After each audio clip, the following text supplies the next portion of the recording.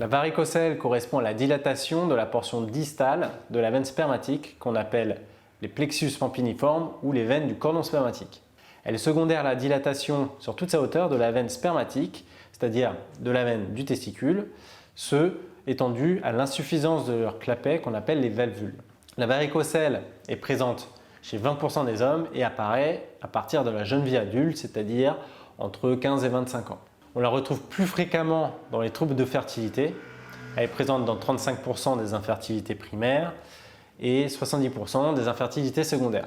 Pour des raisons anatomiques et d'angulation de branchement de la veine, elle survient principalement du côté gauche, mais il n'est pas rare d'observer une varicocèle des deux côtés.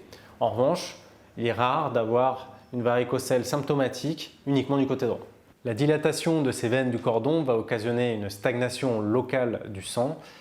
On suppose que ça va augmenter localement la chaleur et générer une stagnation des déchets sanguins au sein de ces veines, ce qui peut perturber le fonctionnement du testicule.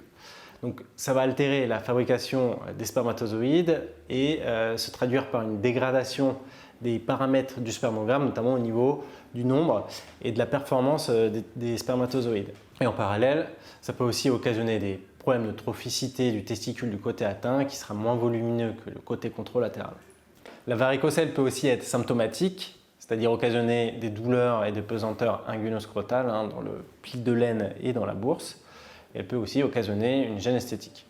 Lorsque la varicocèle est associée à une altération des paramètres du spermogramme et dans un contexte d'infertilité primaire ou secondaire, il est recommandé de pratiquer une chirurgie ou une embolisation. Le bénéfice du traitement sera observé entre 3 et 6 mois après l'intervention parce que le cycle de fabrication d'un spermatozoïde est de 3 mois. L'embolisation est un traitement mini-invasif de la varicocèle, pratiqué sous anesthésie locale et lors d'un séjour ambulatoire. L'efficacité de l'embolisation est superposable à la chirurgie.